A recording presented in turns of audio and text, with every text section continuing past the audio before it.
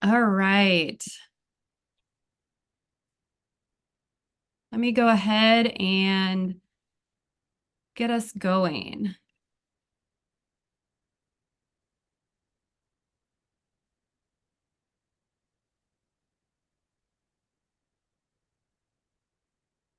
Okay.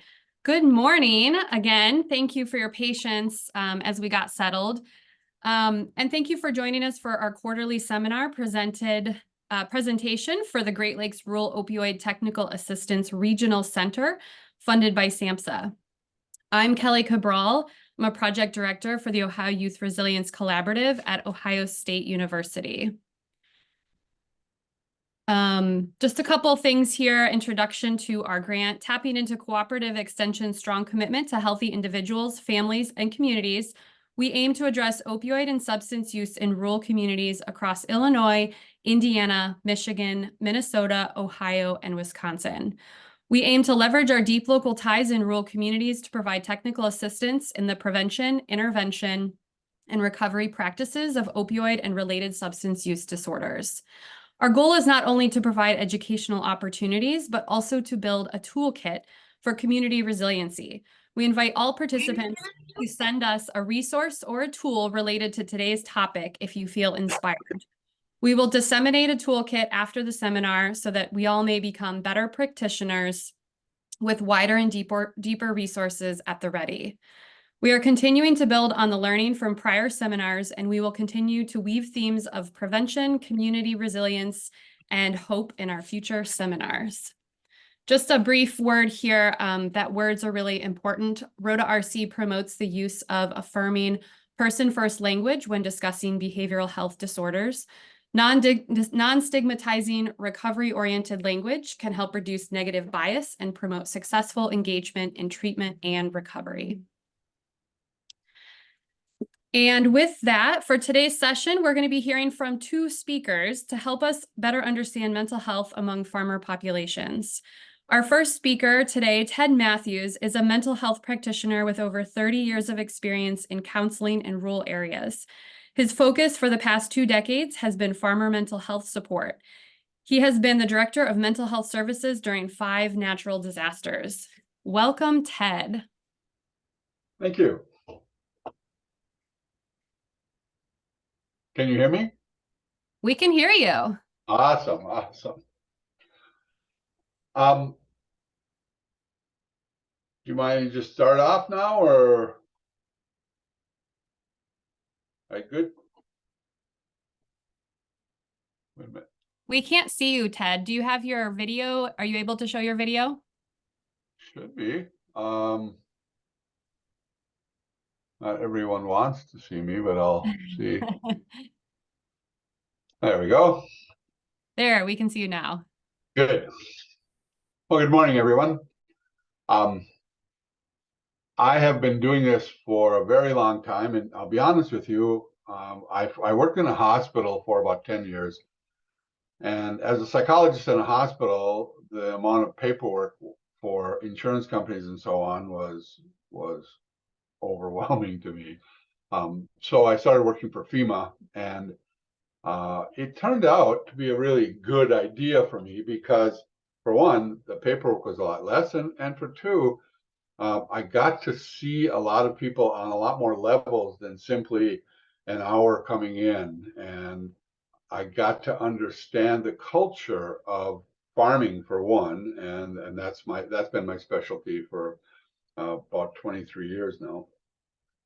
And what I always focus on initially is an understanding that you need to understand farm in order to work with farmers.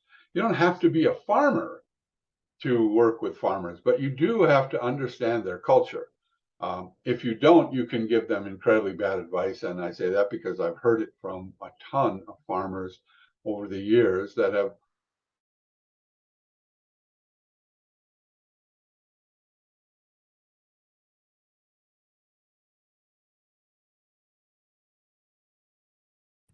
Hey, Ted, you just got muted. Can you unmute? So sorry.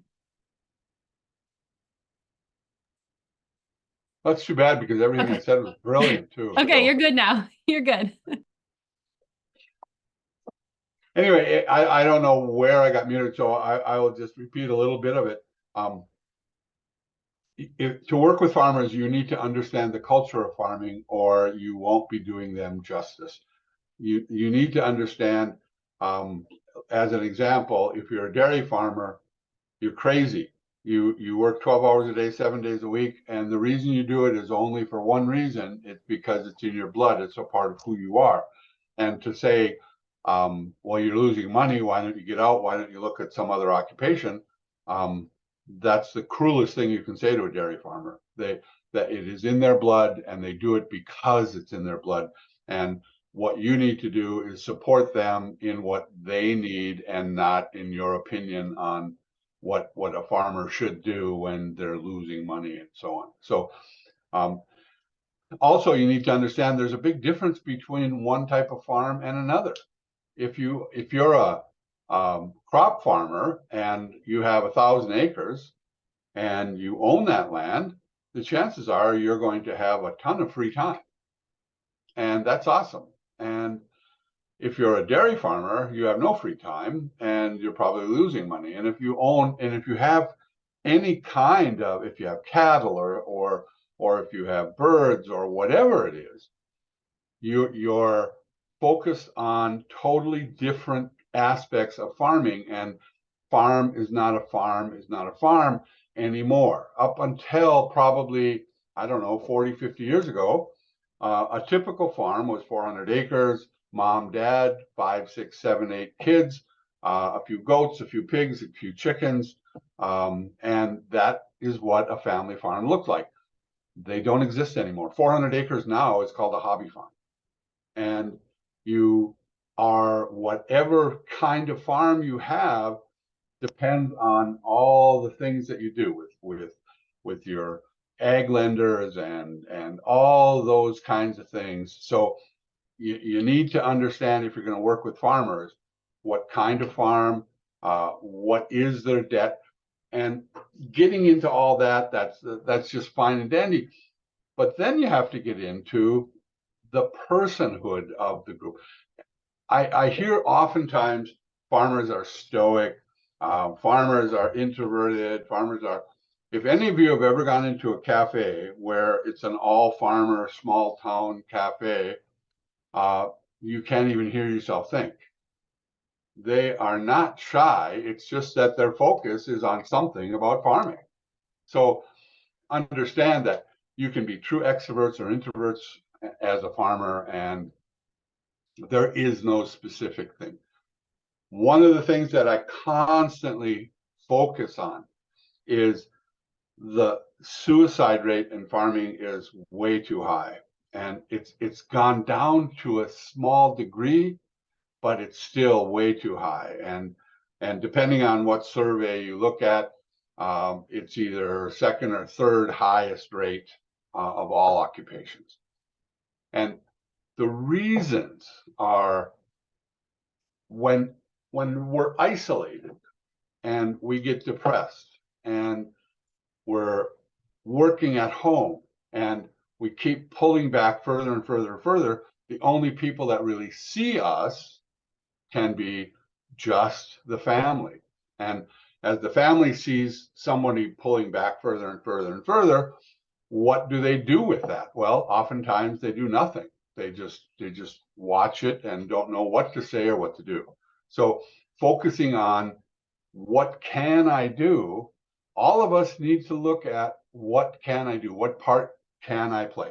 If, as an example, they go to church, if they go to church and they miss 3 Sundays in a row where they've never missed church before, people will talk and say, I wonder what's going on with this person. I wonder why they haven't been coming.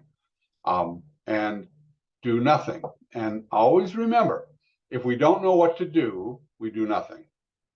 So understand that all of us can do something. All of us can do something.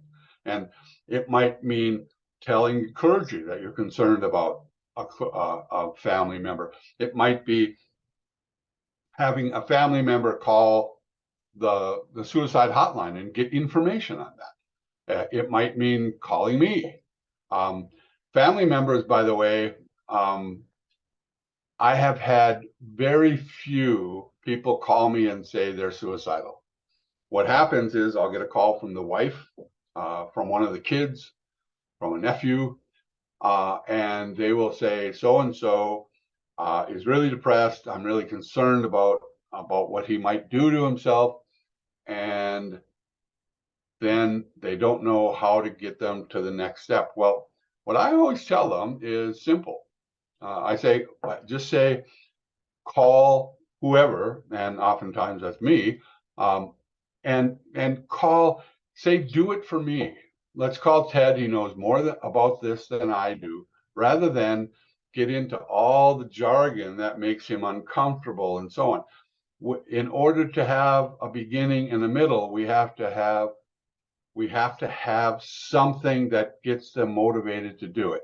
And the more comfortable they are doing it, and the more people that are close to them suggest those things, the better chance we have of doing it. We have some really good helplines now across the state, and that's really been helpful. And using those is great for family members. They don't have to get to a point where it's super, super bad. One of the things that I constantly profess is, when we're stressed, when we have anxiety and depression,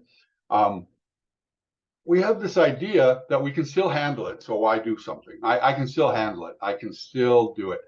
And I go step by step.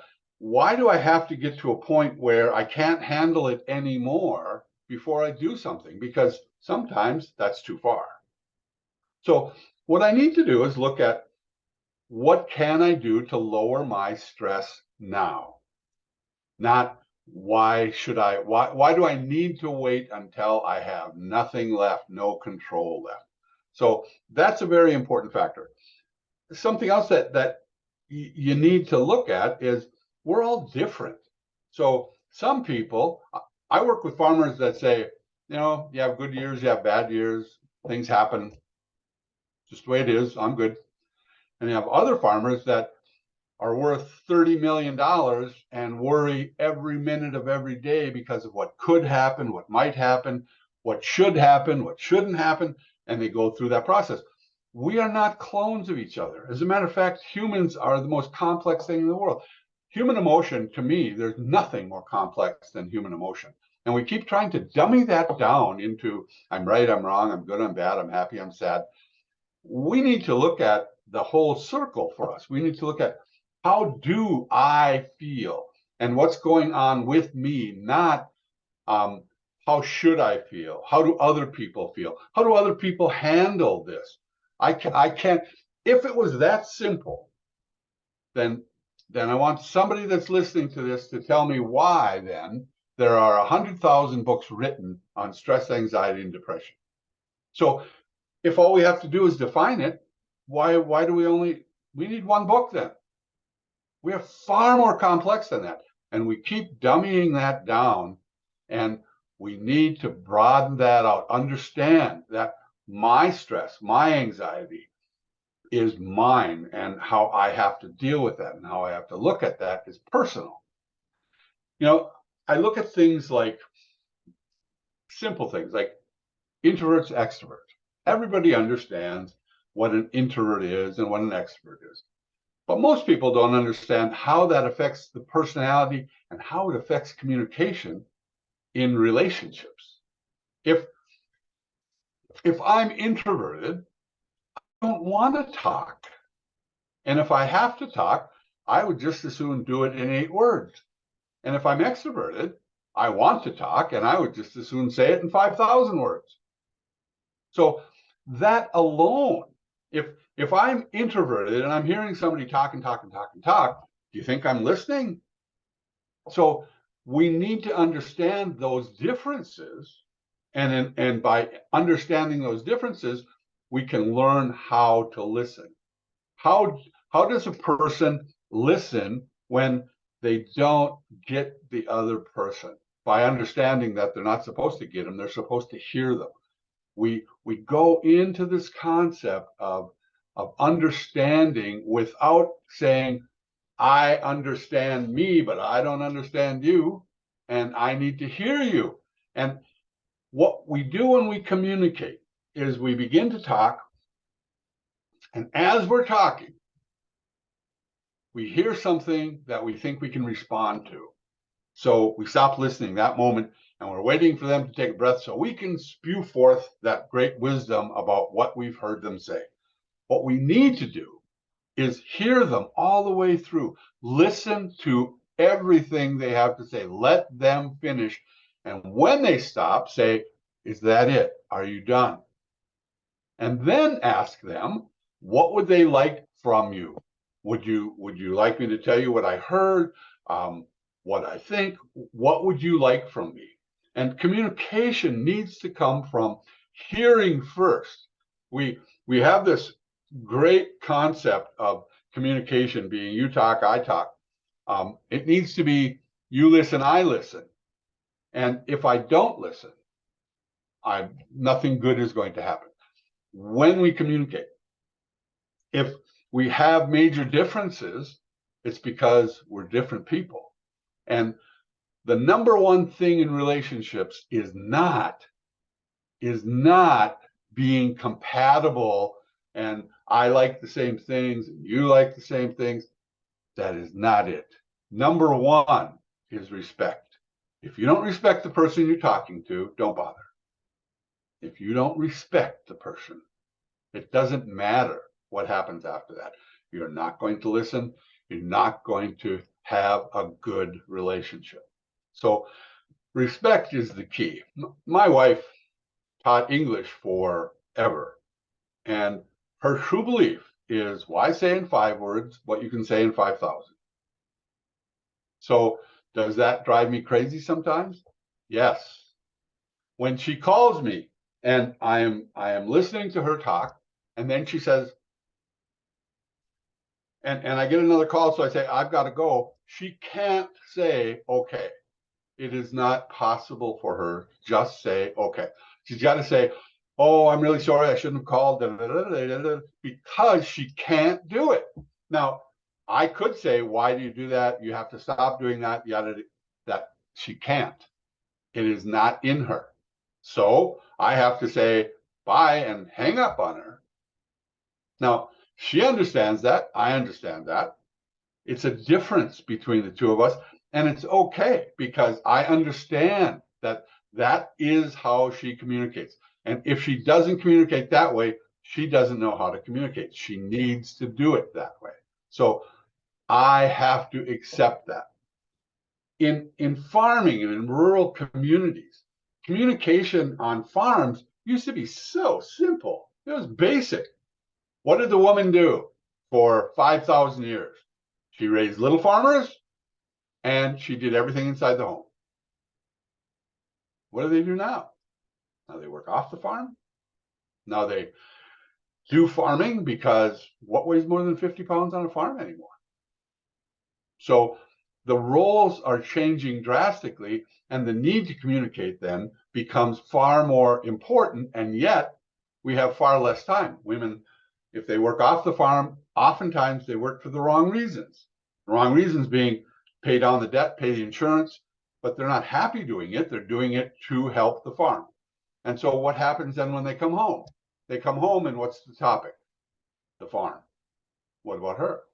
What about what she goes through? What about what she needs? What about her friendships outside the farm? What about all of the things that are going on with her? And when she gets home, she doesn't have any of that. So 30 years ago, when I started working with rural people, the number of divorces on farms was far lower than in town. Now it's exactly the same. There's no difference. And a huge part of that is that respect that's needed by listening to and understanding that they have a life too. And by the way, she's sacrificing a whole lot more than he is because he's doing his passion. He's doing what he likes to do. He's doing what he wants to do. She's working for paying down the debt or insurance and so on. So would you rather work 8 hours a day at something you hated or 10 hours a day at something you love? So you need to understand that when we communicate those things and when we talk, we need to hear what the other person is saying and the stresses that they have and the stresses that they go through personally and what's going on with their life. It isn't the farm anymore. Now it's all those outside things play a part in the family. Something else that I love to talk about when it comes to farming is this idea of they don't have to work on the farm anymore. The kids, they can play all the sports and they can be in theater and they can be in band. I'm all for all of those things. But one of the things people need to understand is work ethic does not come from philosophy. When we grow up, if we're hard workers, the chances are incredibly good that we worked when we were young, that we focused on things and we had to do things when we were young and we develop a good work. And if we don't, then what happens? When I do groups like a couple thousand people and I'm standing in front of the group and I say, how many of you, and it's all farmers, I say, how many of you did chores when you were growing up? And of course, every one of them raises their hand. And then I say, how many of you liked it? And there's about 10 people out of 2,000 that raise their hand. And then I say, how many of you are glad you did it? And everybody raises their hand again. So we're not looking for having to have our kids say, oh, thank you very much for letting me do whatever it is that your chore is. But if we want them to have a good work ethic, we need to teach them that working is important and at a young age. So they understand that for them to succeed, they have to work. And that becomes an incredibly important factor that I think we're losing more and more of. And that's a bad idea. We look at that as a punishment. It's not a punishment. If we want to succeed, we have to learn how to succeed. And part of succeeding is work. So, and by the way, anytime anybody has any questions, just ask them. I'm more than happy to stop and answer a question as I go. That doesn't bother me at all. I have about 8 days of material and an hour to talk, so it works. Something else I like to really talk about is how do you take care of yourself? What do you do to take care of yourself? We're all pretty good at taking care of other people. Most of the people that are listening do take care of other people. It's their job. What do you do to take care of yourself? And how do you do it? And do you listen to yourself? It's so easy. Let me use this example. If we see somebody that is obviously destitute and they're coming into our town, we're more than happy to feed them. We're more than happy to help them. And we do not ridicule them. We feel bad for them. If it was us, how would we feel about ourselves? Would we not feel bad for ourselves? Would we judge ourselves? Darn right we would. Why? We don't judge a person we don't even know. We don't judge negatively. We feel bad that they're in the situation they're in. But what do we do to ourselves? What would we do if we were in that very situation? So learning how to take care of ourselves is not just simply, oh, I go to the movies once a week or whatever that is. Learning to take care of ourselves means to not be so judgmental about ourselves, to be kinder to ourselves, to understand that we have flaws and we have all kinds of things that go on. I'll use a baseball analogy here. How we tend to keep score on the right and wrong of what we do is we say, well, if I do something right, I'm supposed to do something right. That's my job. As a mother, as a father, as an employee, as an employer, it's my job. I'm supposed to do it right. So it doesn't count. If I do something wrong, well, that counts because I shouldn't do something wrong. So as I get older, the score keeps getting worse because the good things don't count, the bad things do. And so I'm focusing on all those bad things that I do and all the wrong things that I've done without looking at all the positive things that I've done and all the positive things that I will be doing. So if I look at things that way, think about where I'm going to be going as time goes on. Being nice to myself means just that. We somehow were taught that if we like ourselves, we're arrogant. Well, if I say, I like you, you say thank you, and you don't think that makes me arrogant. But if you say, I like me, why do we do that? Think about this. If I focus on me and I say to you, you know, I've been a psychologist for 40 years. I've done all of these things. I've worked very hard at it. I have a lot of credit going from, I've been on national television umpteen times. I've blah, blah, blah, yada, yada. And you look at me and you say, you conceited, arrogant guy. But if I say, oh, you know, I do the best I can, I try, then you go, oh, no, you're great. You do really wonderful things. So I can't say I'm good at something, but if I say I'm bad at something, then you'll tell me I'm good at something. So if I say I'm good at it, you think I'm arrogant. But if I say I'm bad at something, then you tell me I'm good at it. Does that make any sense? And yet we all do that. That doesn't make sense to me. I have a right to say I'm good at things because I sure tell you when I'm bad at something, which, by the way, is a lot of things. So as I look at myself, I need to look in the mirror and say, you know, you're okay. You're okay. Yep, make mistakes. Yep, don't focus on things sometimes. There again, when we look at, I don't know if everybody knows what affect is, just in case they don't. Affect, flat affect means we're dead. You know, affect is emotional movement. So if I am bipolar, as an example, my moods go this way. That's my affect. If I'm the healthiest person alive, my moods go like this. Now, that means I have highs and I have lows. They're not huge changes, but they're definitely there, which is why on a Monday we can say, hey, life is good. And on Tuesday say, well, it's not that good. And nothing changed. That is human behavior. That's who we are. So if we understand that, if we look at that and we say, okay, this is where I'm going, this is where I am, this is how I feel, then I'm going to be able to go through my time and feel okay. I can remember when I was in high school, I'd look in the mirror on a Friday before a football game and I'd say, yeah, there he is. And I'd be pretty damn proud. And then next week I'd say, who the hell's that? And I don't know why. Just change, just mood change, different person, different feeling.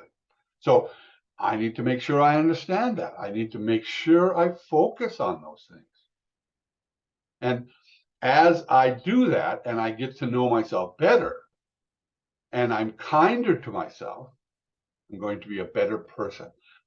We somehow along the line said, if we help other people, then they will help us.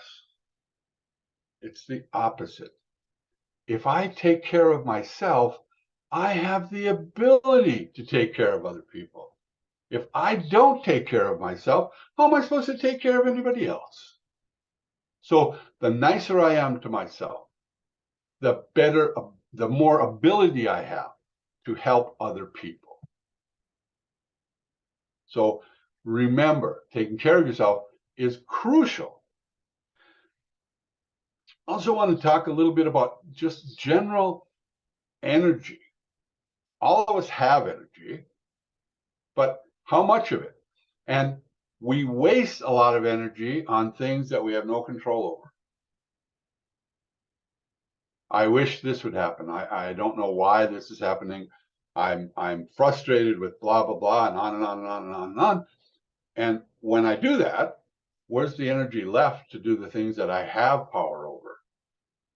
So remember, the more I focus on my own energy, my own possibilities, the better off I am, the better I am at taking care of what I need to take care of and accepting the fact that there are things that I have no control over and no power over. So I need to let those things go so I can focus on the things I have power over. When I look at farmers that I work with, some of them can spin their wheels like crazy and feel like they're working day and night and actually getting nothing done because they're focused on all the things that they have no power over, no control over. So focus on what you can do and accept the fact that not everything can be done. Be nice. When I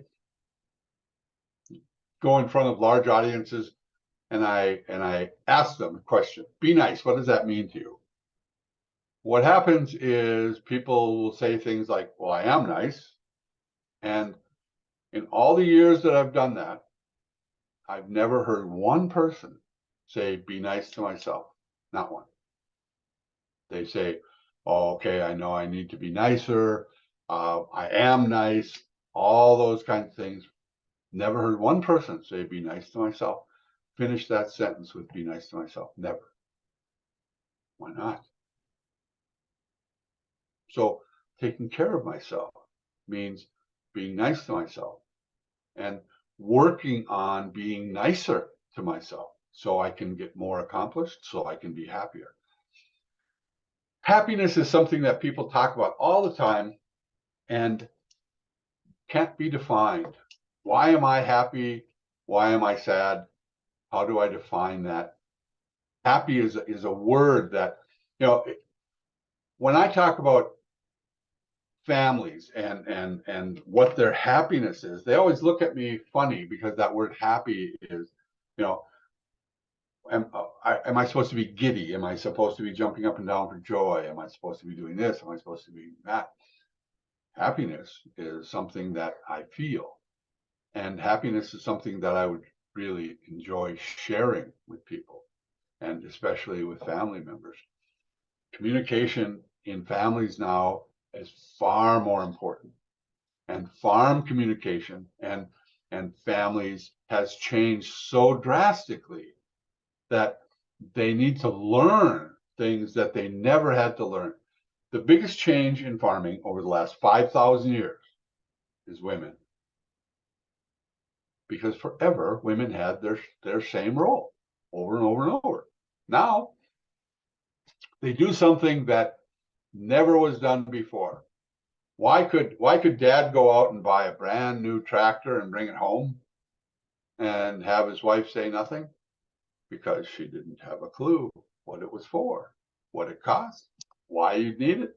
Her job was in the house. Now, lots of them do the books. And if they do the books, they have something they never had before, which is an opinion. And that opinion can be, why do we need to get a new tractor? Why can't we get a used one? Why can't we wait till next year? Why can't we get a smaller one? All kinds of possibilities. And you hear that expression, two heads are better than one, all the time. But on farming, that wasn't ever the case. So now we have a lot more issues when we're looking at the farm. I can be very open to trying new things, or I can be very closed. Depends on who I am. Depends on what my personality is. And so focusing on those kinds of things when it's never been done before, you can't ask your mom and dad how they did it because that's not how they did it. So it's a lot more difficult. It's a lot more complex. So then we have the other part, which is the kids coming up. Now, dads gave the farm to their oldest son because their bodies wore out. They couldn't do it anymore. And oftentimes that was late 40s, early 50s. And now, well, what weighs more than 50 pounds on a farm? So can they do it longer? Yeah. Heck, they even have, you can pick rock. You know, what were the two worst jobs on a farm growing up? Picking rock and baling hay. Well, now they have round bales and they have machines that pick rock. So the physical part is far different. Because of that, Dad says, okay, I'll give you the farm when I'm 55. And then 55 comes along and he says, 56. Because he's still physically fine. He can still do it and he wants to do it. And then he's 60 and then he's 70. I work with a farm where the dad died at 92 and he was still in charge. He had kids that were 70 and had never been in charge of the farm. So that becomes a major issue now because a lot of farmers, they're skipping that middle time because now dad is 60 and still not in charge of the farm. Chances are that's going to go to the son next down. Now, something else that's a big issue with that is if young people and their parents are looking at the future of the farm, it's natural for the older people to want to hold on to what they have. Because they're older, they don't want to lose what they have. So they're going to be more conservative. That's logical. The kids, the sons, daughters, they're going to want more. They're going to want to be bigger. They're going to want to have more cattle. They're going to have to want more land, all of those things. And that's a good thing. You don't want your kids to say, I don't care. You want them to have that energy. You want them to want to grow. But at the same time, as parents, you're afraid that they're going to risk too much. So instead of saying one of them is right, one of them is wrong, they need to learn how to communicate to figure out what they can do to maintain both categories and still move forward. And that's not easy, but it's crucial. Something else that I do in farming all the time is because land is so expensive, it's changed the look of farms. Sons that want to farm might want to farm because they want to sell it and make lots of money. Farms are worth millions and millions and millions of dollars now. So who should take over the farm and how should the family distribute it? One of the things that makes it so difficult is if you're a farmer and you own 1,000 acres and you know that that's a family farm, that's a single family farm, and you've got 5 kids, how do you divide it? So one son or one daughter gets everything and then the rest get nothing? Because you can't cut it in half and still make money. You can't do it. So how do you do it? What do you do? And unfortunately, what a lot of them do is nothing. They keep saying next year, they'll figure it out next year, next year, next year, because they don't want to make that decision because it's a horrible decision to have to make. So what happens then? They die. And they haven't fixed that. So any of you here ever met an ag lawyer that wasn't rich? They make lots of money. And I'm not blaming them because they're just doing what the family is asking them to do. But they argue about everything to try to get their piece of the pie. And by the time they get their piece, there's no farm left. And the ag lawyer has taken a big portion of that. And even lots of times they end up with that land. Point being, we don't want to make those decisions because we don't, it's an ugly thing. Remember that if I have a farm that's worth $10 million, it's because my land is worth And my land is only worth it if I sell it. And if I don't want to sell it, what happens? Well, then what worth are we talking about? The land is only worth something if I sell it. And so we go through all of that process, and that becomes incredibly difficult. So as families have to look at those things, again, because what weighs more than 50 pounds on a farm? Why can't daughters take over farms? Trust me, it will happen. And it will happen relatively soon, because there's no reason women can't farm anymore. The reason they couldn't farm before is they physically weren't able to. Well, now they are. So that's going to change too over time. And how do you deal with that one? If you're the oldest and you're a daughter, why shouldn't you be able to take over the farm if you want to farm? And so again, those are more things that have to be dealt with. And what we do when we don't want to deal with something is avoid it, and we avoid it, and we avoid it, and we avoid it. And the more we avoid it, the worse things get, because there's all kinds of people more than willing to move in on whatever that is that the assets are. Lots of people.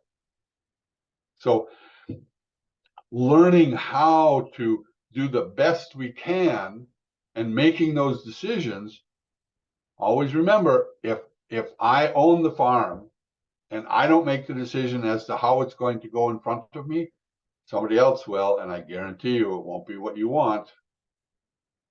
So focusing on those kinds of things becomes really important too. And again, really difficult because it's very emotional. I've had farm families come in and they bring their lawyers with them sometimes, and they're all loaded for bear talking about fair. And I want you all to remember, fair is a 4-letter word. Fair to who? So learning how to deal with those things becomes really difficult. And it's a good idea to make sure they understand that it's a really, really difficult situation. Don't pretend that if you do it right, everything is going to look good. The best we can sometimes is bad, but it's better than the rest of the options. It's just the best we can. We look at the best we can, and we think home run, best we can. Oh, great, it's this. Best we can might be 5% better than if we didn't do it that way. And that might not sound very good, but 5% beats the heck out of 0. And we need to focus on those kinds of things. And that goes also with emotional energy and so on. As we get healthier, we need to look at 5% healthier beats the heck out of 0. Taking care of myself. When I have people come in my office, one of the first things I do is I tell them that I would like them to journal every day. And I use the word journal instead of diary because guys would never do a diary, even though it's the same thing. So why do I want them to journal? Because we don't change like that. Change is a slow process. Am I healthier now than I was 6 months ago? Well, the best way to know is if you journal, and you journal every single day, you will look back on 6 months and say, these are the things that I looked at then, and this is how I handled it.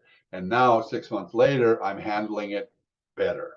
I can see that change. And journaling is not an easy task. When I have people journal, the first thing that I hear them say is how hard it is to do it every day. Well, that's because when we journal, we write as though somebody's reading over our shoulder. Well, I don't want to say that about him. I don't want to say that about her. I don't want to say that about them. And we need to be cruel with our emotions and say, I hate my husband. I hate my wife. And that's what I feel for this moment. I never want to say that out loud to them because I might only feel that way for 10 seconds, but I feel that way. I feel that way for 10 seconds. And I'm going to write that down because it's my journal. It's nobody else's. Never let anyone else read your journal. Never. This is my emotion. And if I can write my emotions every day down in the journal, I will see where I was and where I'm going. And if that's a good thing, great. And if it's not, what do I need to do? So, but it needs to be a healthy thing, a very honest and personal thing instead of a concept of who's going to read it. One of the biggest mistakes I see people make is when they journal, they'll say, you know, you and I had this argument 6 months ago, and then they show them that page in their journal that shows what they did. And guess what? The person that shows it, guess what they do? They want to read everything in that journal, everything. So it always has to be personal. So are there any questions about anything so far? Wow, I must I'm just gonna note, Ted, we'll have Fiona start here shortly. So if you want to wrap up, Okay. and then we'll transition over to her portion. And we can do questions at the end as well. Oh, okay. Well, what do I want to last thing I want to talk about is just a moment of with suicide. I want to have all of you remember that we're all in this together, and we need to be aware of the job that the sheriff's offices do and how incredibly helpful they are. In farming, one of the big problems that people have is when they think of sheriffs, they think of somebody coming to take their land, somebody coming to because their kid got a DUI or some negative thing, and everybody within 40 miles knows because the lights are all blaring, and so that's how they look at sheriff's offices. Sheriffs, in my opinion, are one of the most important phases of all rural life because they're the ones who take care of a lot of things that we need to have them take care of. And clergy is another person or group to talk to about those kinds of things, and social services and extension and farm business management and lending institutions and veterinarians. To me, veterinarians have the hardest job on the planet. So I will leave it at that, and let's go, Fiona. Thank you so much, Ted. And we did get some questions in the chat, so we'll make sure we jump back to those as soon as Fiona wraps up. Okay, sounds good. Okay, so just briefly, I want to introduce our second speaker today, Fiona Doherty. Fiona received her Bachelor of Science from Cornell University and later worked as an extension support specialist in a statewide position with Cornell. Fiona's community-engaged interdisciplinary research is driven by the pursuit of social justice and community well-being in the context of global environmental change. Thank you, Fiona. Thank you so much, Kelly, for that great introduction. Can everyone hear me okay? Just give me a thumbs up. Great, perfect. Yeah, and thank you so much for the opportunity to share some of our research findings with you all today. And thanks to Ted for getting us started with that great presentation. I saw a lot of parallels between some of what you shared and what I will build on today. So in the next 20 minutes or so, I will be sharing about a community-engaged research study focused on beginning farmer stress and mental health specifically. So I want to just get right into it here. So this is a place-based research study focused on beginning farmers in the U.S. Midwest, and most of our participants were coming from Ohio or Michigan. So just for some context, beginning farmers are those who have been farming for 10 years or less. They're really important for shaping resilient food systems and for mitigating climate change through sustainable practices. Beginning farmers also face very unique startup challenges, such as difficulties accessing land, high debt to asset ratios, and reliance on off-farm income. And compared to more experienced farmers, beginning farmers are a more diverse group with a growing number of women, Hispanic, Black, Asian, or multiracial producers.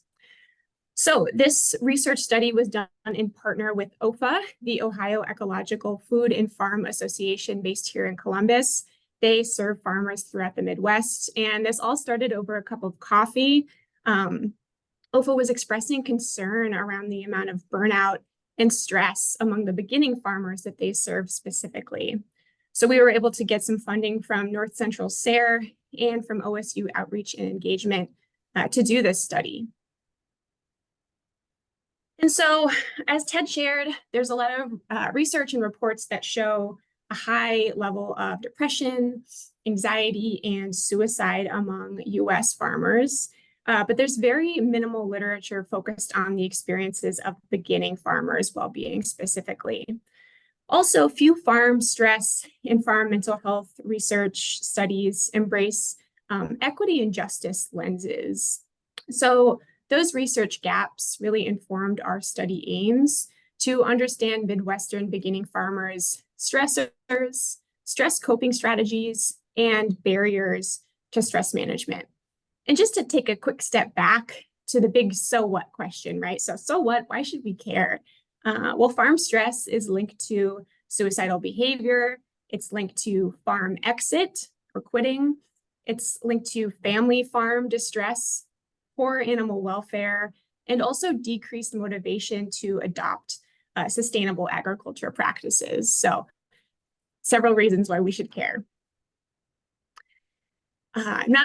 Not trying to overwhelm you with this slide, but I just want to kind of show you how I think about things when I'm thinking about stress and mental health challenges. So I think that stress and mental health, they're often pathologized as individual level problems, right?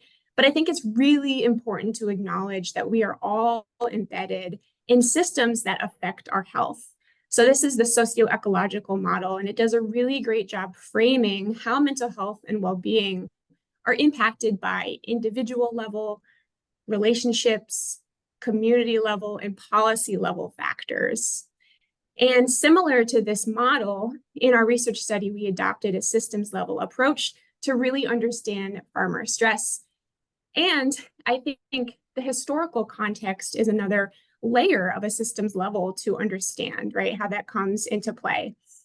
So I just want to take a minute to sort of nod to some historical factors here in our US agricultural industry.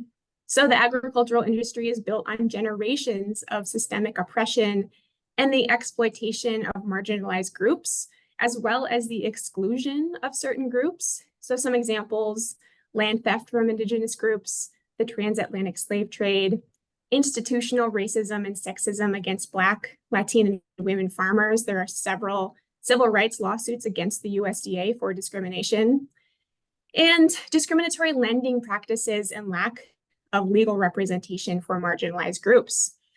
A few recent studies also show that LGBTQ+ farmers describe feeling invisible or not really respected by their communities. That there are a lot of these sort of heteronormative assumptions around who is a farmer and who is not. So all of these factors have led to unequal access to land, farm resources, and capital for marginalized groups. And this historical and present-day context has really informed our research study and encouraged us to use a food justice lens for our work. So food justice occurs when the benefits and hazards of food production, distribution, and access are experienced equally.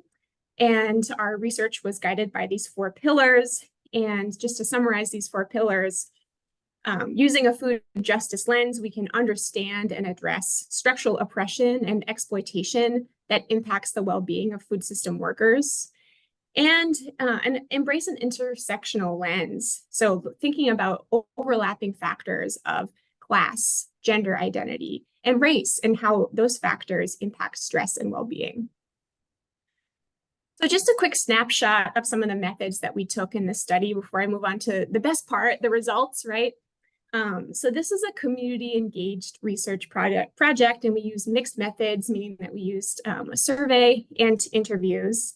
And this was done in partnership with OFA, the farm organization that I mentioned earlier.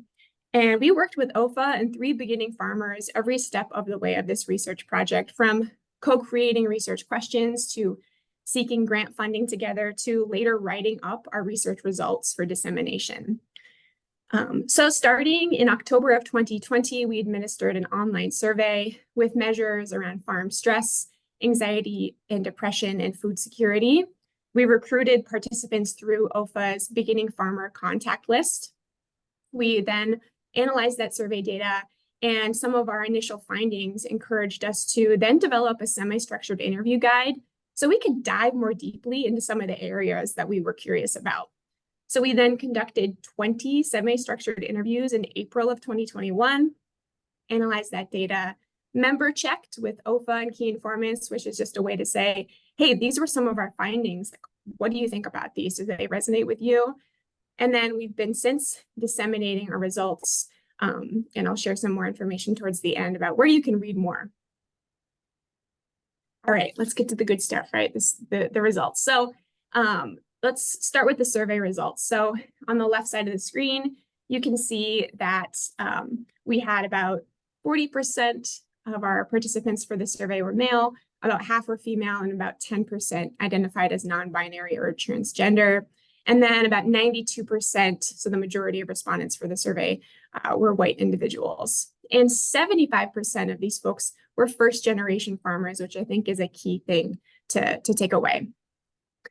I mentioned we measured anxiety and depression symptom burden. So about 58% of survey respondents shared that they had either mild to severe anxiety and depression symptom burden in that past month. And this was significantly higher compared to the general population during a survey that was administered at the same time. So 58% compared to 38%, that's a big difference. As far as stressors, we asked folks, what stresses you out? And these are our top 5 findings. So the first, having too much to do and too little time. Second was COVID-19, not surprising considering the time that this survey was administered. The third was not having enough person power on farm. And then we were sort of surprised by the fourth and the fifth stressor, climate change and social justice. And I'll talk more about those during the interview results. And then how are folks coping with stress currently? So we had about 36% who are using alternative or body-based therapies. So for example, massage, herbal therapies, acupuncture. About 1/3 of the survey sample had not accessed stress or mental health support in the past year. 30% had used web-based resources or maybe faith-based services. And then we also had some folks that were utilizing in-person therapy, telecounseling, and crisis hotlines. So 1/3 of the sample had not accessed mental health or stress report in that past year. We were really curious to see, well, who is in that group? And we found that 67% of our male respondents had not accessed services in the past year. And that was significantly higher than female or non-binary or transgender respondents. So something to really be cognizant about and as we go forward. All right, I'm a qualitative researcher, so the interview results are my bread and butter. I think that these are the more powerful data because it really starts to tell a story around beginning farmers' experiences on the farm. So for our interviews, again, there were 20 interviews conducted. About 45% of participants were female, 35% were male, and 20% were non-binary or transgender. We had about 75% white and then about 25% Black, Latin, or Asian farmers. And then again, mostly first generation, so 90% of the interview participants were first gen. So let's start with this first bucket. How are beginning farmers coping with stress and mental health challenges? So social support and mutual aid emerged as the primary stress coping strategies. So everything from emotional support from friends, family, neighbors, mentors, or like-minded individuals, or instrumental social support. So sharing tools, trading labor, things like that. The importance of farm organizations was also emphasized. So organizations like OFA, groups that hold annual conferences or other networking events that bring people together. And then mutual aid and social support were identified at the farmers market as being really important, right? This weekly opportunity to be with like-minded people. Some people referred to the farmers market as church or as a big family, which I thought was interesting. Second, a lot of people talked about the therapeutic nature of farming. So, people were originally attracted to farming due to the therapeutic nature of working in the soil or spending time with animals, spending time outside. We also noticed a lot of individual coping mechanisms. So eating well, being physically active, and mindfulness practices. And then lastly, some folks expressed that they just totally lacked coping strategies altogether. And we'll get to some of these barriers in the next couple of slides, but I think that this aligns well with that survey data that showed that about 1/3 of the sample had not accessed stress or mental health support. So let's move on to our second bucket regarding barriers to stress management. Oh, and before I do that, I want to just make sure I highlight this quote here. So this is a quote from a participant. Farming has its amazing highs, but its lows are so much lower than I ever thought possible. So I think that really speaks to the importance of having coping strategies, right? Okay, now we can move on. So barriers to stress management. I think the major one was inaccessibility, right? So high cost to care, health insurance incompatibility or affordability, inadequate resources in rural areas. So really a lot of difficulties even finding care. And I think this quote in the green box, it says, we probably spend as much money on therapy as we do on groceries. It's one of our major expenses. The second barrier that came up as a major theme was social stigma. So stigma around mental health challenges, but also stigma around taking time for self-care. So here's another quote, and I need to move this box out of the way so I can read it fully. Okay. So another participant quote, I'm just not a huge asker of help, and especially when it comes to mental health. I'm not going to reach out publicly and ask someone for help. And so when I can't find what I'm needing or know where to look, then I kind of feel a little stuck just because I'm not comfortable to reach out to people and ask, right? So some of that kind of stigma around mental health challenges or taking time for self-care. And then lastly, this sort of, I think Ted, you spoke to this, right? When is it appropriate to seek care? It's really only appropriate when there's a breaking point or a crisis. That was the sort of narrative that we heard over and over, right? So rather seeking care proactively, it was more of a reactive response for those breaking point moments. And as a result, participants described physical manifestations of stress, so panic attacks, headaches, and autoimmune condition flare-ups. And our final kind of bucket to dive into today as far as the research findings is what factors contribute to stress for beginning farmers. I'm sure we could talk all day about this, but here are some of our main findings. So the first is the farm has an insatiable appetite. And that is a direct interview quote that I just find so powerful. So our interview respondents described working 80 to 90 hours a week, leading to unequal work-life balance, minimal time for self-care, and the sacrifice of personal relationships, right? So we have another quote here on the right. They, my family, kind of understand, I'm gonna move you guys one more time, sorry about this, that they're not going to see me during the summer unless they come to market or over to the farm to help. All right. And then we also saw a theme of discrimination and inequitable access to resources. So a lot of our women, LGBTQ+, and BIPOC participants described experiences of microaggressions, feeling invisible in their community, or not being trusted or taken seriously as a farmer due to their identity. They also expressed barriers to accessing resources or social networks. And a few of them spoke about legacies of racism that really prevented them from being able to be successful as farmers.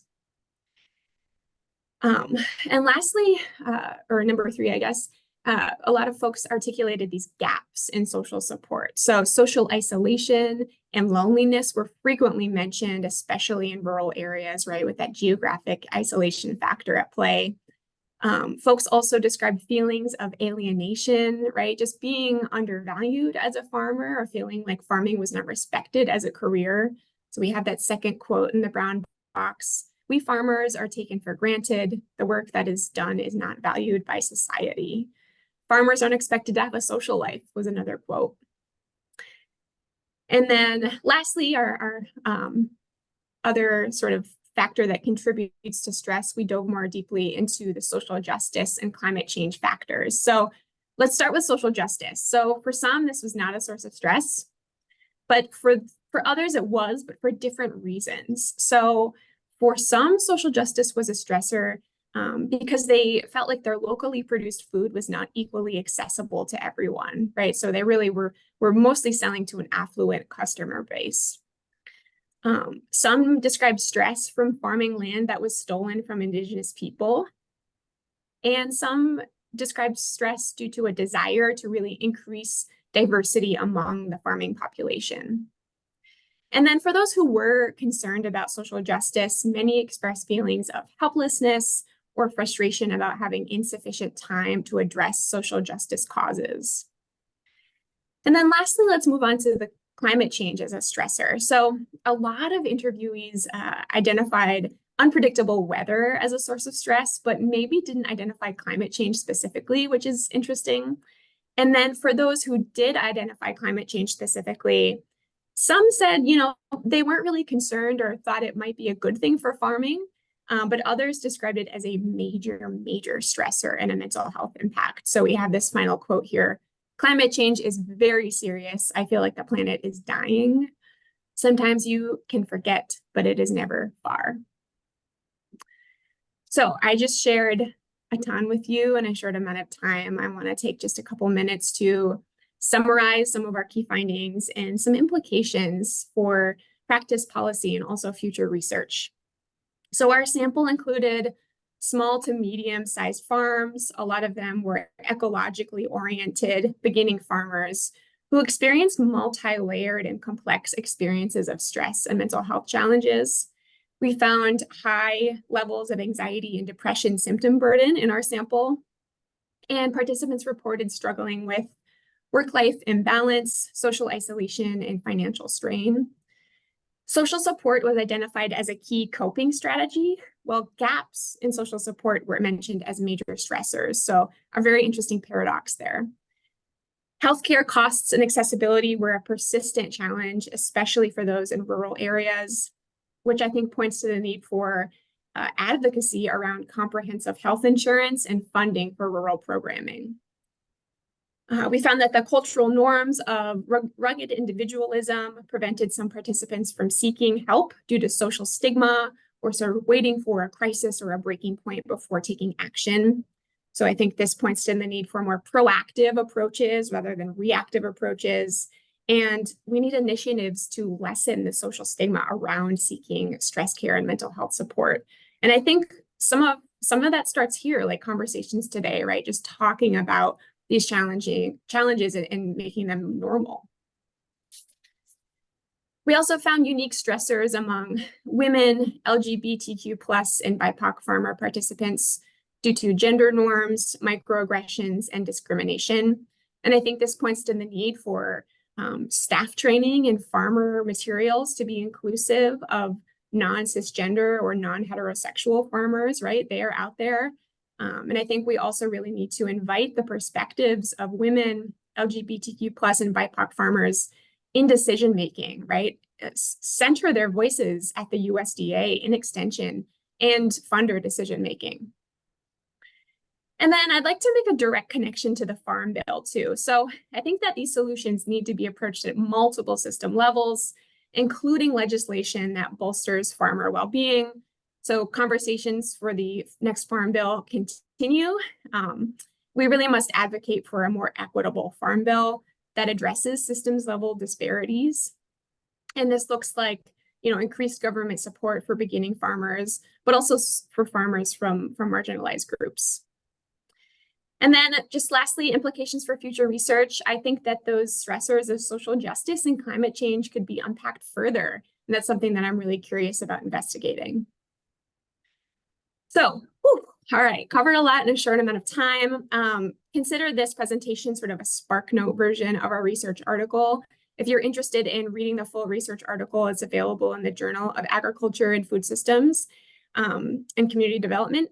And please reach out to me if you have any questions or want to talk more. I also want to nod to my co-authors, Rachel Tace and Dr. Kaiser and Dr. Rao. Thank you so much, Fiona. So we've had a lot of activity in the chat here.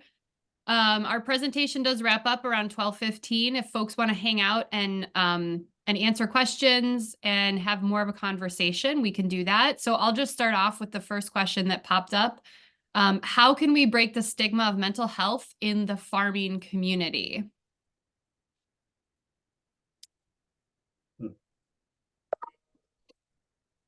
You want me to go with that, or? Yeah, let's hear your thoughts, Ted. Okay. Well, for one, we need to take away that arrogance concept where psychologists are people that are in a hospital, that never leave their office, that you come in and you talk to them. We need to go out to them and do presentations and so on, where they see that mental health is a good thing and not a bad thing, and that everybody can be healthier. You don't have to be so bad off that you need to see a psychologist or a psychiatrist. You need to look at how do you get healthier and happier, and we don't do enough of community-based things to present that. Psychologists are only one person or one group that deals with mental health, and it's an important group. I mean, I hope I'm considered important enough to do that, but we also need all of the others, the clergy and the universities and the social workers and sheriff's departments and all of those people to be part of a healthier community. I would add just, I kind of nodded to this in my presentation, but normalizing that it's okay to not be okay. And I think the first step to doing that is just having conversations like this, having conversations in the community with farmers, with folks in rural spaces. I know in the past couple OFA conferences, there have been sessions dedicated to stress management and mental health. And I think those really go a long way. I was involved with sort of a peer-to-peer sort of format where farmers came together and shared their experiences of stress and their experiences of coping with it. And we did this huge brainstorm with Post-its, how do you cope with it? And then folks got some really good ideas like, oh, you have someone that you can call to watch your farm for a weekend, so you can at least just get away to catch your breath and take some time away. Like that is so important. So I think some wheels got spinning of different ways to think about self-care and stress management. I'll stop there. Thank you. Okay, another question. What is the best way? Well, I'll back up and just read in case you didn't see it, Ted. Ted, you're an amazing person. I know there are many people on this Zoom, but you truly made me feel as though you were the only one speaking to me. This has been one of the most important conversations I've ever been a part of. Would you be willing to share your information so I can reach out in the near future? Are you comfortable with that? Of course, absolutely. Okay, wonderful. So that same person asks, what is the best way to reach farmers and their families? Stigma in our area is huge. Well, the big thing, well, for one, they can go to my website, which is farmcounseling.org, and they can find a lot of information on those kinds of things there. Everybody is in rural areas. The tendency is, if you're a Lutheran, do you trust the Catholics? If you're Catholic, do you trust the Presbyterians? If you're and the clergy, they've gotten so much better over the last couple decades. It's amazing. There was a time when you literally could not deal with a group of clergy. Now you can, and they have things like ministeriums, and at those ministeriums, that's a great place to present. So you can talk to them, and they can talk to their flock and discuss those kinds of things, and that's a great place. Getting together with law enforcement, especially for farm communities, the sheriff's offices. Now they're often excluded from a lot of things, and they're really crucial in the mental health of areas. they're the ones who bring the news that somebody has committed suicide or they're losing their farm. They're the first ones to know all of those things. So working with them to, for one, help them understand what you're doing more, and for two, have them talk to you about what they can and can't do and what they're comfortable with and not comfortable with. I think those are really crucial things. And getting, we're all in this together, and unfortunately, there's far too much separation when they look at all of these things. We're all in this together. My piece is my piece, and I can only do my piece. But there's a lot of other pieces, and together, as a group, we can make it so much healthier.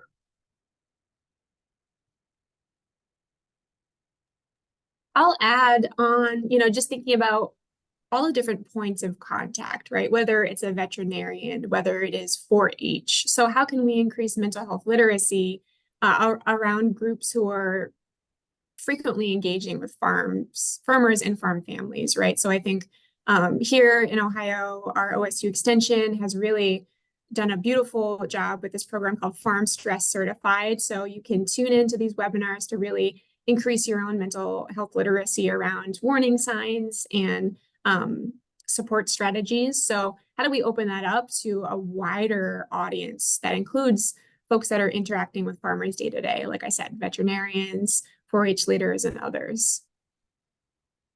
Great, thank you. Can I add one thing? Yeah. You were talking about veterinarians. I honestly believe that they have the highest stress job there is in farming. They are for oftentimes, they're the therapist, they're the medical doctor, they're the friend, and to have to do all of those things as well as being the veterinarian, they really have a tough job, and we should all support them a lot, because that's just a tough job. Yeah, absolutely. And often in the rural communities, there might only be one, right? So Yep. they're that for a lot of people. Okay, so another question, what can I do to support farmers as a community program initiative coordinator? What would be meaningful events, gatherings, resources that would provide support, but also meaningful connections that could become their support system within their community? So what types of events and ways to get people together would you recommend? You want to go first, Fiona? You want me to? Yeah, I mean, I'll just speak to some of the conversations I've had. I think networking events go a really long way, and I think it's hard to get everybody in the same space, maybe in person, but even Zoom or virtual events. I think we've all become more comfortable with Zoom after COVID. So just having kind of these multiple touch points and opportunities for people to connect and share about their farm and their background, what they're interested in. I know that really went a long way with the folks that we spoke to. I spoke about OFA's annual conference. So yeah, I think it can be something formal, like an educational event, or, how do you market your products to the community, or something more informal, like a happy hour. But I think having things like those scheduled really go a long way. Yeah, and to me, when you're trying to do those things, I think that the more people understand that we as a group have all of these talents and skills, and together we can make things a lot better. And it doesn't have to be all this mental health, blah, blah, blah. It has to be a community healthier, and how do we make it healthier, and how do we share those things with people? Unfortunately, people assume that mental health, then you're talking about a psychologist or a psychiatrist. And mental health is everybody that deals with people are dealing with mental health. And so to look at that and to say we're all in this together, and we need to get together and as a group of individuals with the social workers and all of that, and getting together and talking about those things, and then we can spread out. But it starts with us getting together as groups, and then us as a group going out to the communities and saying, this is what we have.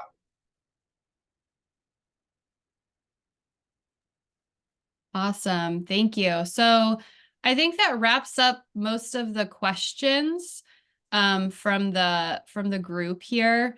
I guess there was one just lingering here asking about setting up QPR, which QPR is question, persuade, refer. It's a suicide prevention evidence-based program.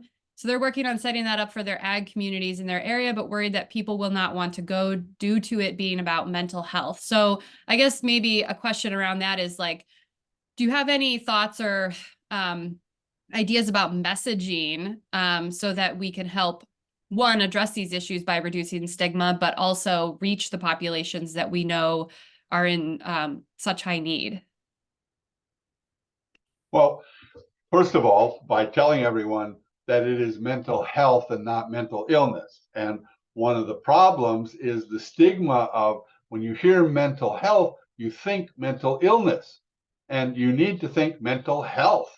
And as a community and dealing with suicides and with deep depression, understand that there is no magic. And people who say, you know, I volunteer to help, we as professionals need to say what they can do. How can they help? You need to understand also that if somebody is depressed and you talk to them, and talking becomes an incredibly important thing when it comes to suicide. Just talking, you don't have to be an expert. What you do is hear what they have to say. And how many suicides have I prevented in my life? How the hell would I know? They don't know, so how would I know? Point is, if you're helping somebody and you're talking to them and they're going through a process, you may have helped them turn in a direction that's healthier. So they might have committed suicide.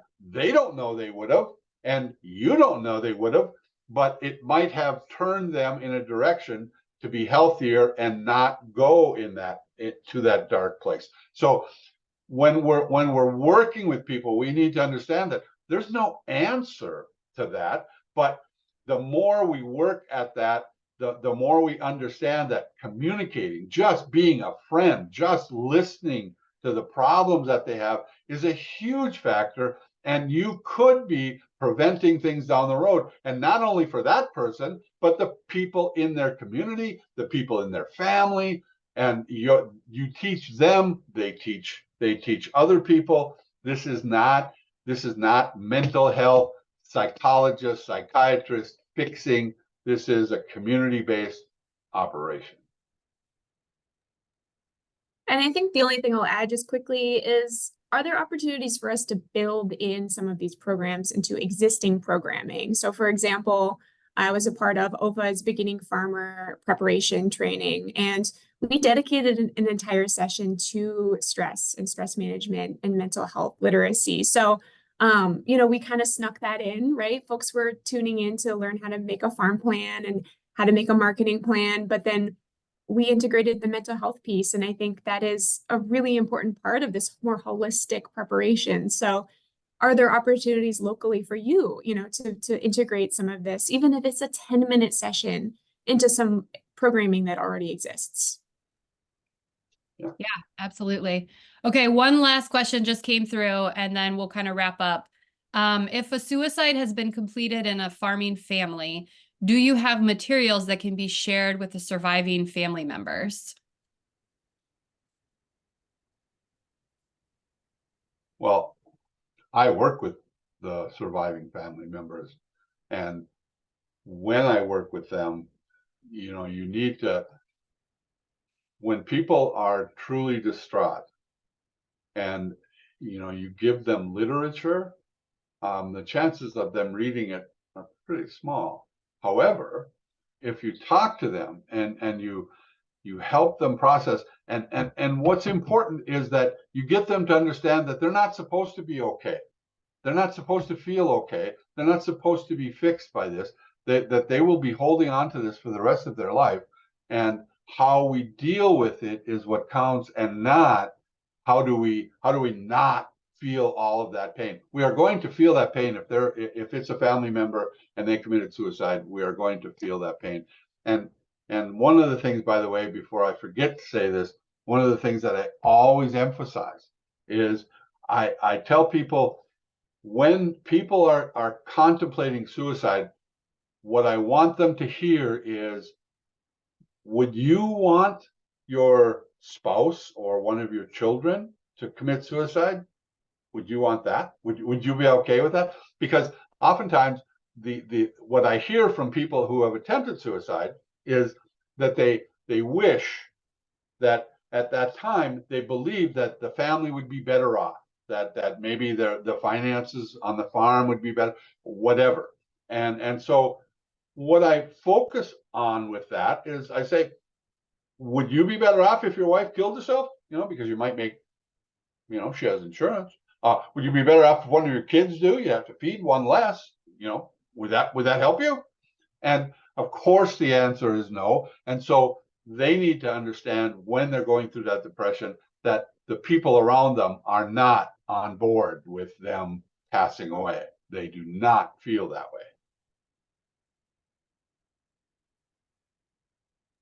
Thank you. So we had a couple resources sent out in the chat as well, a program called COMET, Changing Our Mental and Emotional Trajectory, that was shared. We'll make sure we include that along with our toolkit. So I will just share really quickly that we do have, I put in the chat earlier, we've got upcoming events that folks may be interested in checking out in the region.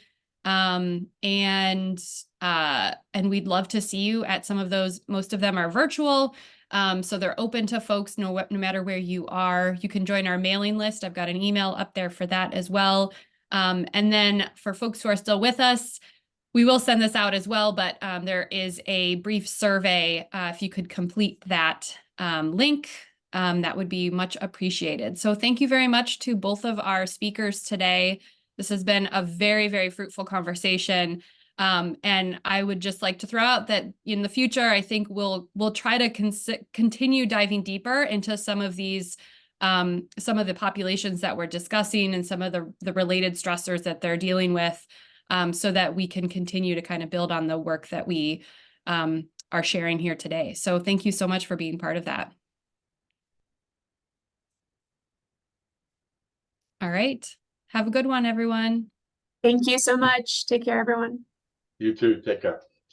Bye-bye.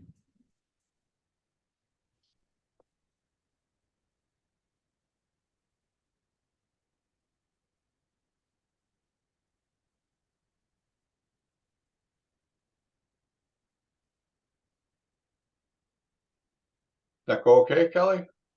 Yeah. Hold on one second. I'm going to stop. There we go.